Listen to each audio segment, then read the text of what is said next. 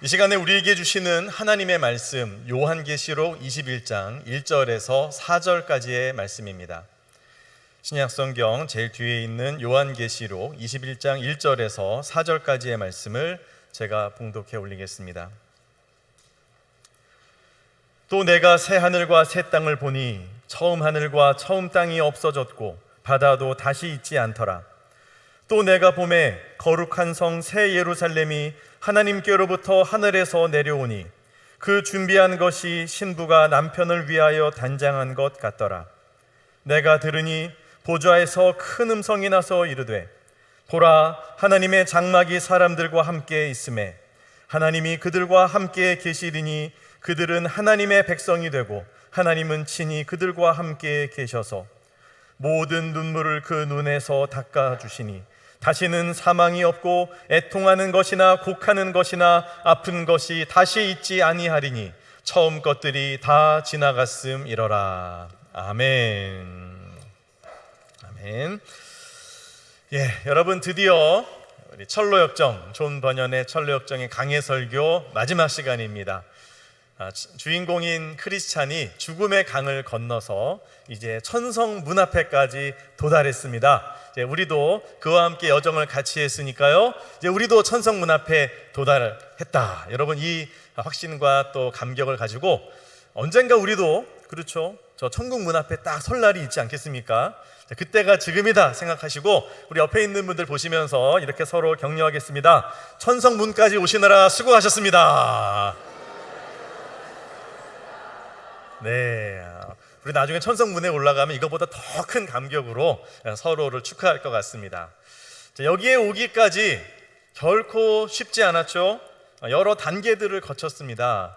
우리 크리스찬, 주인공인 크리스찬이 이제 이 순례의 여정을 시작하는 시작의 단계가 있었죠. 자신의 죄를 깨닫고 하나님의 심판을 깨닫고 장차 멸망할 도시를 떠나서 천성을 향해서 출발을 합니다. 그런데 등에 짐이 너무 무거운 거예요. 죄의 짐이 무거워서 허덕허덕 대다가 예수님의 십자가 언덕에서 이 짐이 떨어져 나가는 체험을 합니다. 그 자유함, 이 감격 속에서 그는 성경에서 말씀하시는 좁은 길, 좁은 문으로 들어가서 순례의 여정을 본격적으로 시작하게 되죠. 우리도 마찬가지입니다. 우리가 죄인임을 깨닫고 예수님을 구주로 영접하고 세례받음으로써 우리도 순례의 길을 시작하게 됩니다. 두 번째 단계는요, 이렇게 시작한 순례의 길이 결코 편하지만은 않았다는 겁니다. 유혹이 있고 시련이 있었습니다. 그는, 주인공 크리스찬은 절망의 거인, 또 허영의 시장과 같은 여러 가지 유혹과 시련을 경험하게 되죠. 또 속아가지고 넘어지기도 하고 또 상처 입기도 합니다. 그런데 그럴 때마다 하나님께서 은혜로 붙들어 주시는 거예요. 돕는 사람들을 보내서 건져주시고 또 다시 일으켜 주시고. 참, 이 크리스찬이 돌아볼 때, 내가 여기에 이르게 된 것은 내 스스로의 능력이 아니라 하나님의 은혜다, 전적인 하나님의 돌보심과 인도하심이다 라고 고백하게 되었을 겁니다. 여러분, 우리도 그렇지 않나요? 오늘 여기까지 이르게 된 것 하나님의 은혜인 줄로 믿습니다. 그 은혜로 우리는 앞으로도 전진할 것이고요, 천성 문 앞에까지 도달하게 될 것입니다. 세 번째 단계가 있는데요, 바로 믿음의 동역자들이 있었다라는 겁니다. 크리스찬은 혼자 이 길을 걸어간 게 아니에요. 그 길을 가면서 하나님께서 여러 믿음의 친구들을 붙여주셨습니다. 처음에 함께 동행했던 사람은 신실 씨라는 사람이죠. 아주 신실하게, 성실하게 믿음을 지켰던 친구인데, 아쉽게도 이 친구는 중간에서 정말 순교하면서 하나님께 목숨을 드렸습니다. 그래서 또다시 홀로가 되었는데, 그때 하나님께서 소망이라고 이름하는 친구를 또 붙여주셔서 그와 동행하는데요, 어디까지요? 천성 문 앞에 설 때까지 죽음의 강도 이 친구와 함께 건너면서 그렇게 서로 믿음을 격려하면서 끝까지 완주할 수 있었습니다. 여러분, 우리도 그렇습니다. 혼자 믿음 생활할 수 없어요. 우리 옆에 정말 신뢰할 수 있는 믿음의 친구, 물론 그 믿음의 친구 때문에 막 마음을 상처 입기도 하고 고민도 하고 그렇습니다. 완벽한 사람이 없으니까요.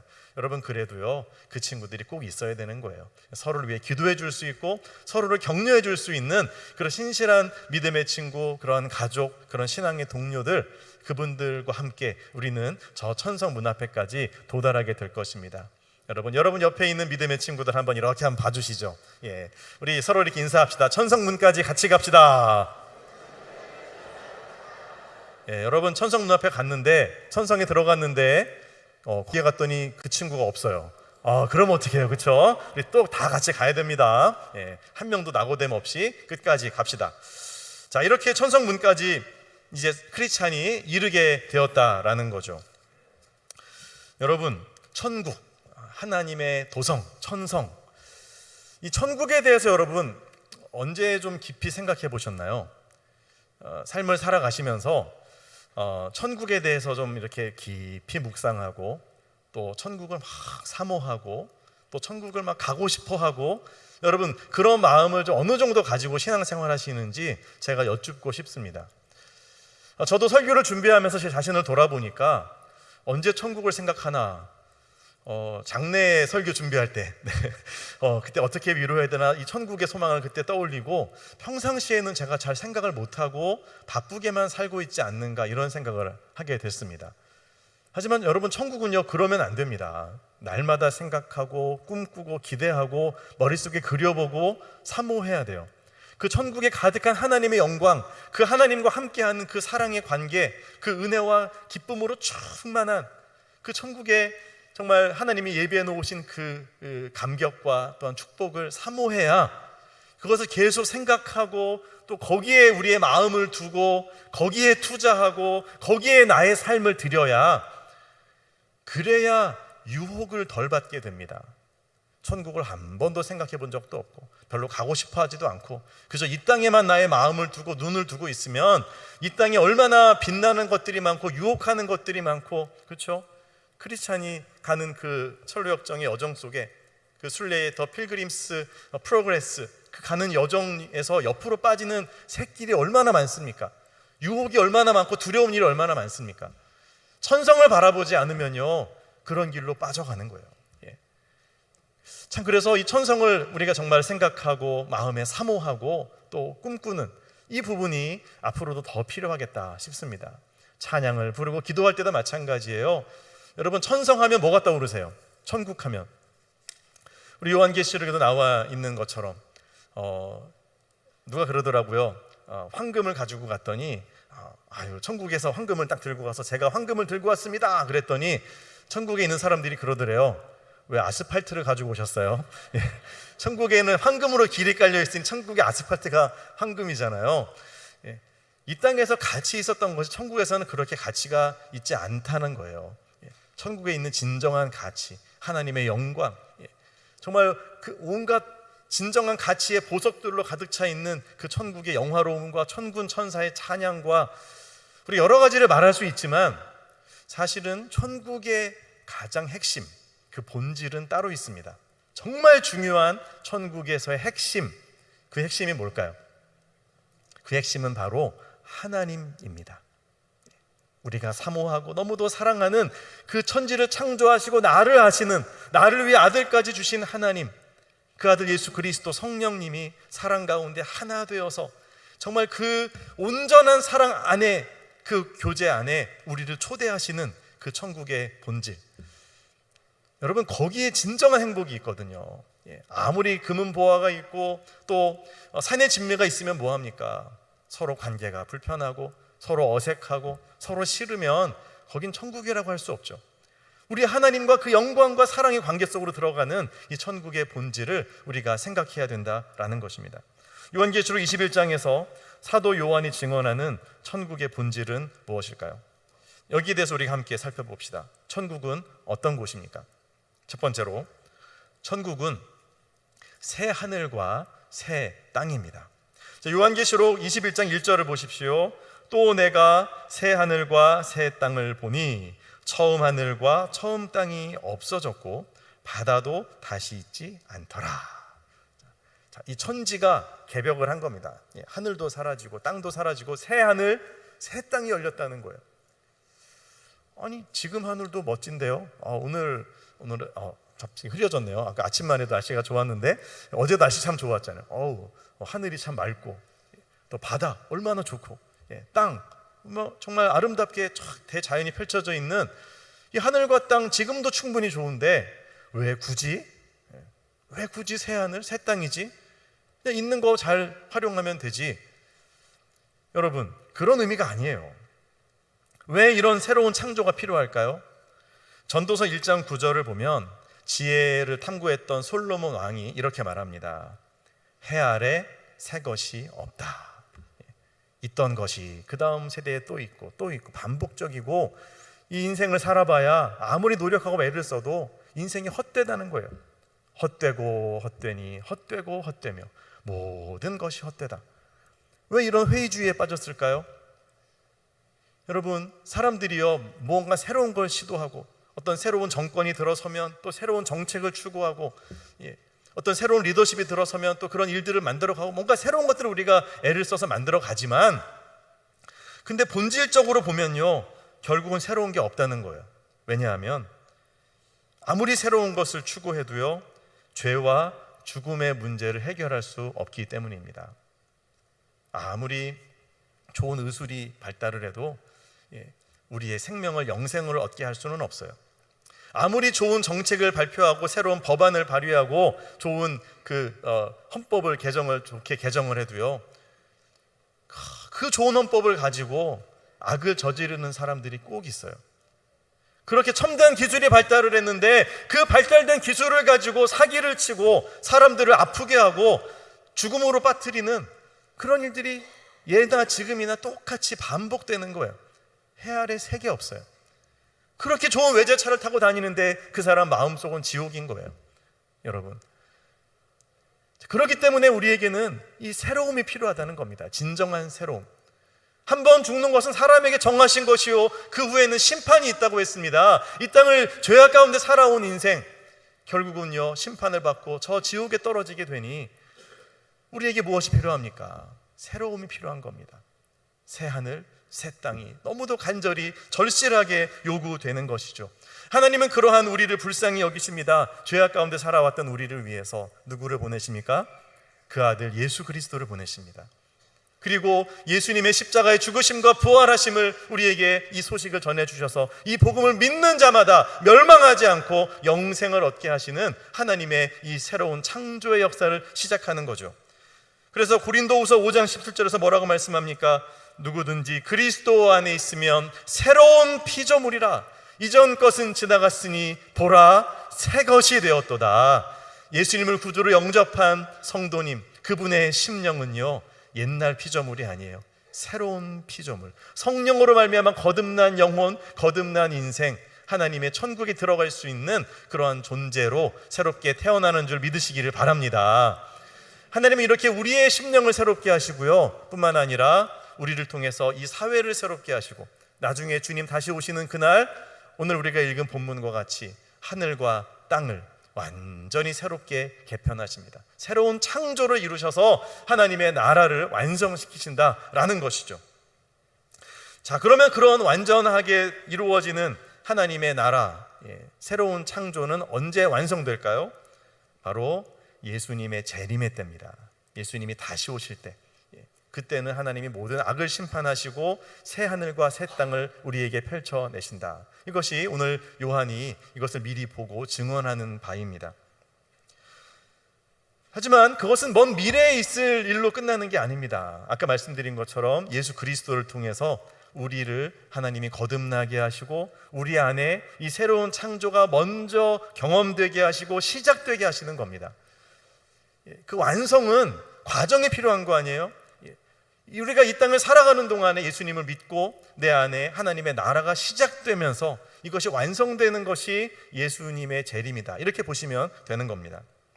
자, 그렇기 때문에 하나님의 새 창조에 동참한다라는 것은 예수님이 다시 오실 날을 막연하게 기다리는 게 아닙니다. 그저 죽고 천국 갈 날만 기다리는 그 모습이 아니라는 거예요. 언제요? 바로 지금. 바로 여기에서부터 그 하나님의 나라를 우리가 경험하고 누리고 또 이루어갈 수 있어야 되는 겁니다. 하나님의 사랑과 공의를 실천하고요, 정말 원수를 용서하고 사랑하고 품어주는 그리스도의 이 뜻을 이루어야 합니다. 또 하나님께 순종하는 거죠. 성령을 따라서 예수님의 이름으로 우리의 마음속에 있는 모든 절망과 저주와 죄악을 다 물리치고 정말 내 안에서부터 성령의 역사하심으로 새로움을 경험하는, 여러분, 이것이 우리에게 필요한 겁니다. 사도 바울은요, 감옥에 갇혔습니다. 복음을 전하다가 감옥에 갇혔지만 거기에서 낙심하지 않아요. 그 당시 이 감옥에 갇힌 사람에게 무슨 인권이 있겠습니까? 매질을 하고 먹을 것도 제대로 주지 않고 그 추운 지하 감옥에서 벌벌벌 떨어야 되는데 담요 한 장 주지 않는 그 참혹한 감옥의 현장 속에서 사도 바울은요, 기뻐합니다. 오히려 감격하고 감사합니다. 교회들을 위해서 기도하면서 정말 하나님을 찬양합니다. 어떻게 이게 가능해요? 그의 마음에 천국이 임하니까요. 모든 게 새롭게 보이고요, 하나님의 영광으로 보여지는 겁니다. 자, 그래서 바울은 뭐라고 말합니까? 내게 능력 주시는 자 안에서 내가 모든 것을 할 수 있느니라. 내가 부에 처할 줄도 알고 가난에 처할 줄도 알고 모든 상황에서 나는 자족하는 법을 배우고 감사하면서 천국을 경험합니다. 이렇게 말하는 겁니다. 돈이 없어서 불행한 거 아니에요. 내가 계획한 일이 안 돼서 그래서 절망하는 게 아니라는 겁니다. 여러분, 우리 안에 천국이 없어서 불행한 거예요. 내가 있는 이 자리에서 하나님의 영광을 경험할 때 진정한 새로운 창조를 우리는 보게 되는 것이죠. 여러분, 우리도 이것이 가능합니다. 왜요? 예수님이 성령으로 우리 안에 와 계시니까요. 그 예수님께 집중하고 주님의 뜻에 순종하고 또 주님 앞에서 예배자로 살아갈 때 성령께서 우리를 날마다 새롭게 하실 겁니다. 예수님이 약속하셨잖아요. 오직 너희에게 성령이 임하시면 너희가 권능을 받고요, 예루살렘과 사마리아와 땅 끝까지 이르러 내 증인이 되리라. 이 능력의 삶, 변화의 삶이 우리에게 보장되어 있고 약속되어 있다라는 것입니다.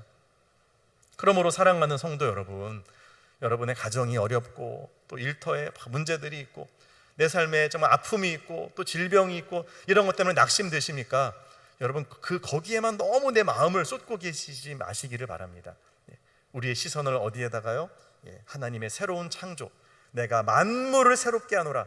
하나님이 천지를 새롭게 하실 것이니 새로 창조하실 것이니 하나님, 내 안에 하나님의 나라를 만들어 주시고 나를 통하여서 땅끝까지 주의 빛이 비추어지게 하여 주시옵소서. 여러분, 이 승리가 우리 안에 일어나야, 그래야 임종하는 성도님의 얼굴에서 천국을 볼 수 있는 거예요.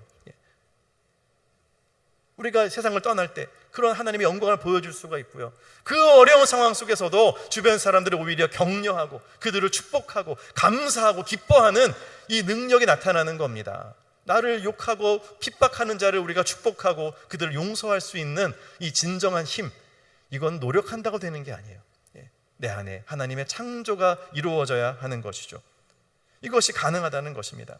사랑하는 여러분, 그러므로 어려운 상황 속에서 그 환경을 보지 말고요, 새하늘과 새 땅을 창조하시는 하나님께 집중할 수 있기를 바랍니다.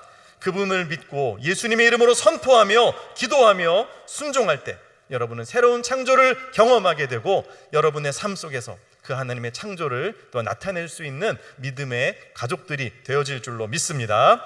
자, 우리가 사모하는 천국은 두 번째로 어떤 곳이냐? 자, 거룩한 성 새 예루살렘이다. 성경은 말씀하십니다. 자, 2절을 보시면 요한이 이렇게 증언을 합니다. 또 내가 보매 거룩한 성 새 예루살렘이 하나님께로부터 하늘에서 내려오니 그 준비한 것이 신부가 남편을 위하여 단장한 것 같더라. 아멘. 예전에 찬양대에서 예루살렘 그 영광스러움을 또 고백하고 노래했었습니다만, 여러분, 이 하늘로부터 예루살렘이 내려온다는 겁니다. 자, 땅에 예루살렘이 있어요. 땅에 예배당과 성전이 있어요. 그런데 그것이 아니라 하나님께로부터 하늘에서 내려오는 그런 거룩한 하나님의 도성, 그리고 위에서부터 내려오는 새 예루살렘이 있다는 거죠. 우리가 들어가야 하는 천국이 바로 그런 곳입니다. 그 새 예루살렘에 들어가야 되는데, 자, 그런데요, 2절에 보면 여기 좀 이해하기 어려운 부분이 나와요. 이 새 예루살렘이 준비를 아름답게 단장하라고 준비를 했는데 그게 뭐와 같으냐? 신부가 남편을 위해서 단장한 것과 같다라고 말씀하고 있습니다. 자, 이제 결혼 예식이 있는데 신부가 이제 결혼 화장을 하죠. 예쁘게 머리도 예쁘게 만들고 옷도 최고로 예쁜 옷을 딱 입고 딴딴따단 이걸 딱 준비하는 거죠. 자, 가슴이 떨립니다. 이제 드디어 이제 신랑을 만날 시간입니다. 자, 이 준비. 자, 새 예루살렘이 준비를 했는데요. 그와 같다는 거예요. 자, 여기서 보면 남편이 나오고 신부가 나옵니다. 자, 남편은 누구예요? 예수 그리스도시죠. 하나님이시죠. 그럼 도대체 신부는 여기에서 어떤 것이 신부에 해당할까요? 그렇죠. 새 예루살렘입니다. 자, 이 새 예루살렘, 아니 천국은 어떤 장소인 줄 알았더니 그 장소가 신부라고요? 그게 무슨 말일까요? 우리가 읽은 이 21장 4절 그 뒤에 9절과 10절을 보면요, 그 답을 알 수 있습니다. 자, 9절을 보면 이렇게 말합니다. 중간에 보시면 일곱 천사 중 하나가 나와 내게 말하여 이르되, 요한에게 말하는 겁니다. 이리 오라, 내가 신부 곧 어린 양의 아내를 내게 보이리라 그래요. 자, 어린 양, 예수 그리스도를 상징하죠. 예수님의 아내, 예수님의 신부를 보여주겠대요. 자, 그러면서 10절에서 뭐라고 말합니까? 성령으로 나를 데리고 크고 높은 산으로 올라가 하나님께로부터 하늘에서 내려오는 거룩한 성 예루살렘을 보이니, 이렇게 나옵니다. 자, 하나님께로부터 내려오는 거룩한 성, 그 예루살렘이 뭐라고요? 예수님의 신부라고요. 이 신부의 정체는 누구일까요? 바로 그리스도의 핏값으로 사신 교회, 바로 저와 여러분이 예수 그리스도의 신부인 줄로 믿습니다. 자, 그렇다면 우리가 뭐라는 거예요? 거룩한 성이라는 거예요. 우리가 예루살렘의 일부가 된다는 거예요. 그 예루살렘에 누가 임하시는 거예요? 하나님이 임하시고 하나님이 그 가운데 함께 거하시면서 그 영광으로 충만하게 하시는 거죠. 이 성이, 이 예루살렘이 얼마나 영광스러운지는 21장의 이 뒤에를 쭉 읽어보면 나옵니다. 와, 정말 말로 다 형용할 수 없는 그 아름다움과 영광과 기쁨으로 충만한 예루살렘의 모습, 이것이 바로 예수 그리스도를 구주로 모시고 나아가는 우리 교회 성도들 여러분들의 미래의 모습이라는 거죠. 여러분, 이것이 천국의 본질입니다. 그러니까 천국은 어떤 멋진 파라다이스 같은 곳이 있어가지고 내가 어떻게 티켓 하나 잘 얻어서 거기에 살짝 들어가가지고 야, 여기가 천국이네 이렇게 누리는 그런 의미가 본질이 아니라, 천국의 본질은 뭐라는 거예요? 하나님과 함께하는, 하나님의 그 사랑 안에 초대받아 내가 하나님의 나라의 일부분이 되어서 영원히 주님과 함께 그 영광 가운데 거하는 이 관계 속에서의 천국이 의미가 있는 것이죠. 자, 그러면 우리가 고민이 됩니다. 어떻게 우리가 새 예루살렘이 될 수 있을까요? 나는 성격도 부족하고 지식도 지혜도 약하고 건강도 연약하고 가진 것도 없고 또 그렇게 하나님 앞에 신실하지도 못하고 죄악 많은 인생인데, 늘 넘어지고 깨어지고 실수하는 인생인데 내가 어떻게 예루살렘이 돼요? 새 예루살렘, 그것도 하늘에서 내려오는 거룩한 성. 아이고, 거기 갔다간 큰일 나게요. 근데 여러분, 이게 가능하다는 거예요. 어떻게 해요? 우리의 힘으로는 못하죠. 나에게 누가 완벽하게 살으라고 말하면 저는 못한다고 말할 겁니다. 어떻게 완벽하게 살아요? 남편이 아내가 원하는 대로 완벽하게 살기도 어려운데 어떻게 주님이 원하시는 대로 완벽하게 살겠어요? 불가능하죠. 그런데요, 그 온전함이 가능해질 수 있다는 겁니다. 어떻게 해요? 그 상처가 다 싸매어질 수 있다는 겁니다. 어떻게 해요? 우리 주님이 그것을 이루신다는 거예요. 은혜를 주신다는 거예요. 이것이 21장 3절에서 4절의 말씀입니다. 뭐라고 말씀하십니까? 보라, 주목해 보라는 거죠. 하나님의 장막이 사람들과 함께 있음에 하나님이 그들과 함께 계시리니. 그러니까 내가 완벽해져서 하나님이 오시는 게 아니라 하나님이 함께 하셔서 우리를 온전하게 변화시키시고 만들어 가신다는 거죠. 어떻게 됩니까? 그들은 하나님의 백성이 되고 하나님은 친히 그들과 함께 계셔서, 그 다음 절이요, 넘겨주세요. 네. 모든 눈물을 그 눈에서 닦아주시니.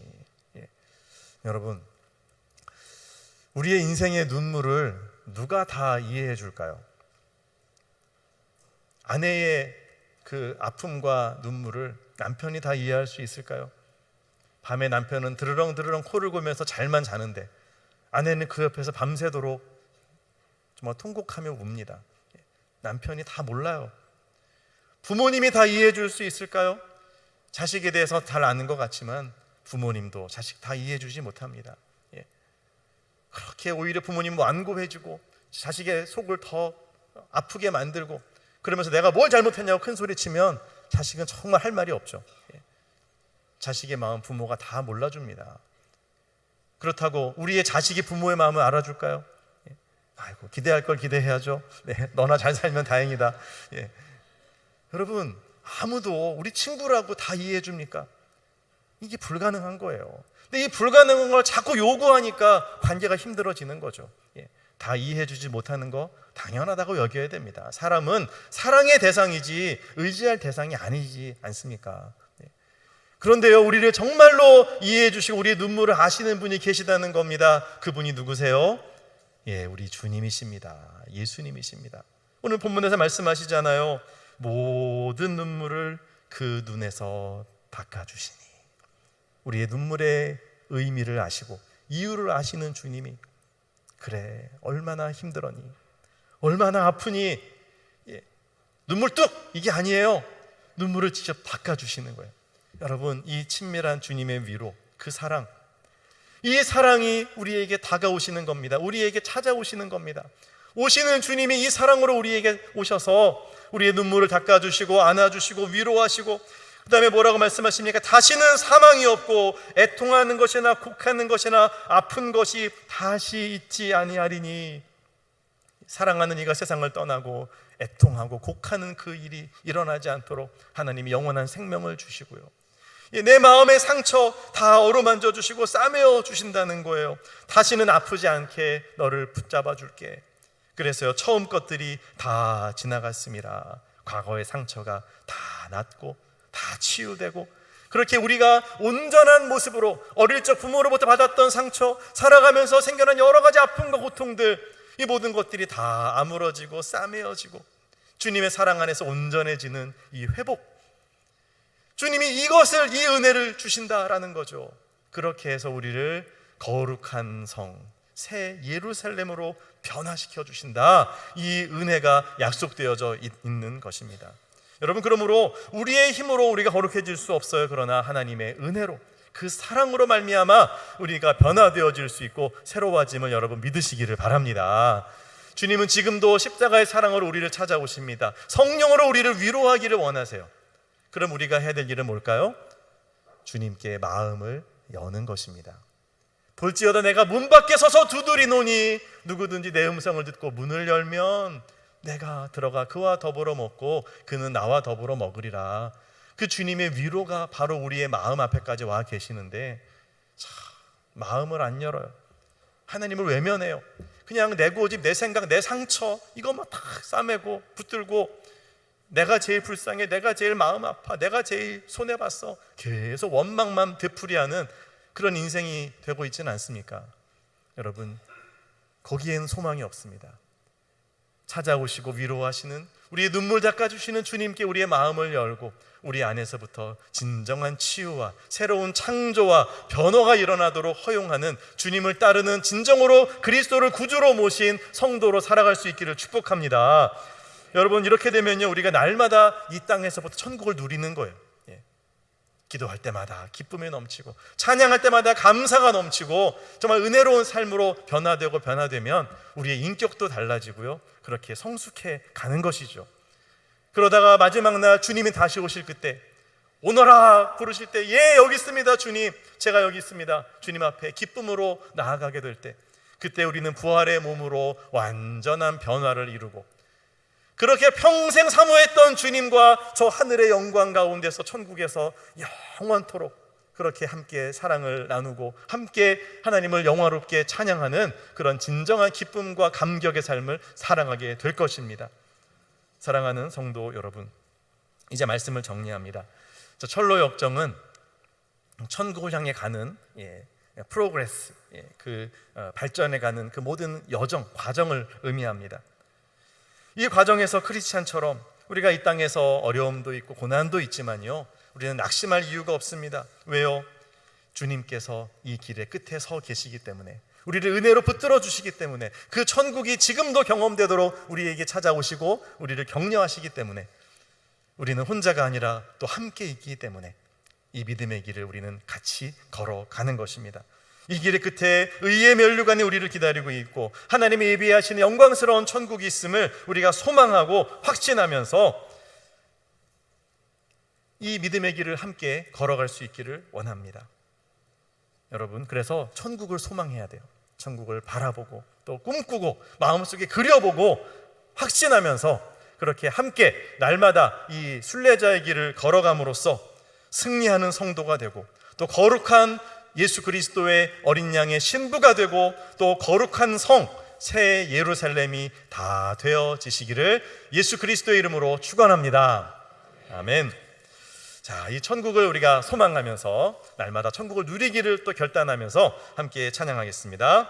내 인생 여정 끝내요. 그 마지막 순간, 그 마지막 자리에서 우리도 이 고백을 했으면 좋겠어요. 예수님 나를 인도하셨습니다. 여기까지 내가 혼자 온 것이 아니라 날마다 천국을 누리게 하셨습니다. 그 마지막 열매를 주님께 드립니다. 우리 함께 찬양하겠습니다. 내 인생 여정 끝내요. 강 건너 언덕 이를 때 하늘 문 향해 말하리. 예수 인도하셨네. 매일 발걸음마다 예수 인도하시네. 나의 무거운 죄 짐을 모두 걷고 하는 말. 예수 인도하셨네. 이 가시밭길 인생을, 이 가시밭길 인생을 나 허덕이며 갈 때에 시험과 환난 많으나 예수, 우리 3절 합시다. 내 밟은 발걸음마다, 내 밟은 발걸음마다 주 예수 보살피시사 승리의 개가 부르며 그 승리의 문 앞에서 주를 찬양하리라. 아멘. 매일 발걸음마다 예수 인도하시네. 나의 무거운 죄 짐을 모두 걷고 하는 말. 예수 인도하시네. 나의 무거운 죄 짐을 모두 걷고 하는 말. 예수 인도하셨네. 우리 이 시간에 함께 기도할 수 있기를 원합니다. 여러분, 하나님은 새 하늘과 새 땅을 준비하고 계십니다. 우리 주변에 내 눈에 보여지는 그 아픔과 또 고통의 현장들, 하나님이 다 바꾸실 거예요. 다 새 하늘, 새 땅으로 다 변화시키실 겁니다. 그리고 성령으로 우리에게 오셔서 예수 그리스도의 이름으로 내 안에 하나님의 나라를 하나님이 이미 시작하셨잖아요. 새로운 피조물. 아직 우리는 연약하죠. 맞습니다. 아직도 부족함 투성입니다. 그런데 그럼에도 불구하고 하나님이 날마다 우리를 새롭게 하시고 우리를 새 피조물로 바꾸어 내시는 그 권능으로 우리와 함께 하시지 않습니까? 여러분, 이 순례의 길을 결단합시다. 하나님, 날마다 그 천국을 누리게 하시고 조금도 뒤로 물러가서 침륜에 빠지는 자가 아니라 영혼을 구원함에 이르는 자로 전진하게 하여 주시옵소서. 그래서 마침내 저 천성문 앞에서 예수님이 나를 인도하셨습니다 고백하면서 주님을 찬양하며 그 하나님과 영원히 함께하는 그 영광에 들어갈 때까지 이 순례의 길 승리케 하여 주시옵소서. 우리 결단하며 함께 기도하겠습니다. 하나님 아버지, 우리를 죄악 가운데서 불러주시고 예수 그리스도의 이름으로 세례를 받고 이제 이 순례의 길을 시작하게 하시니 감사합니다. 천성문을 향하여 걸어갑니다. 주님, 크리스찬이 그 문 앞에까지 도달하여 주님을 찬양했던 것처럼 우리도 날마다 승리를 경험하며 이 길을 끝까지 걸어가서 천국문 앞에서 주님을 찬송하며 우리 앞에 활짝 열려진 그 문으로 들어갈 수 있기를 원합니다. 그 천국을 소망하게 하시고 사모하게 하시고 그 천국에서 영원히 함께할 하나님 아버지를 우리가 열망하게 하여 주시옵소서. 세상에 빛나는 것들, 세상에 주님 우리를 유혹하는 그 수많은 것들에 마음을 빼앗기지 아니하게 하시고 진정한 행복, 진정한 기쁨, 진정한 감격과 영광이 하나님 안에 있음을 고백하며 새 하늘 새 땅에서 우리가 하나님께서 준비하신 거룩한 성 새 예루살렘으로 변화되어서 주님을 모시고 살아가는 영광스러운 인생 될 수 있기를 원합니다. 아버지, 그 삶을 소망하면서 오늘 하루하루의 삶을 살아갑니다. 그리스도 안에 있는 새로운 피조물로 날마다 새롭게 해주시옵시고 주님이 주시는 성령의 충만함으로 말미암아 하나님의 뜻을 이루며 사랑하며 용서하며 주의 뜻을 온전히 땅 가운데 전할 수 있는 복음의 증거자들이 되게 하여 주시옵소서. 하나님 아버지, 감사합니다. 철로 역정 천국으로 나아가는 더 필그림스 프로그레스의 그 모든 여정 속에 하나님께서 우리와 함께 하시고 은혜로 붙드시고 우리의 걸음을 인도하시며 믿음의 동역자들을 붙여주셔서 여기까지 이르게 하신 줄로 믿습니다. 앞으로 남아있는 그 여정도 하나님께서 함께 하실 때 우리는 끝까지 승리하며 저 천성문 앞에까지 도달하게 될 것을 확신합니다. 우리의 힘과 능력이 아니라 우리 안에 역사하시는 주님의 은혜와 그 사랑으로 말미암아 이 승리가 우리에게 보장되었음을 우리가 믿으면서 담대하게 나아가기를 원하오니 주님, 함께 손잡고 이 길을 걸어가게 하시고 저 천국의 영광을 누리며 하나님과 함께 영원한 기쁨과 감격을 고백하는 그때까지 우리를 붙들어 주시옵소서. 예수님 이름으로 기도하옵나이다. 아멘.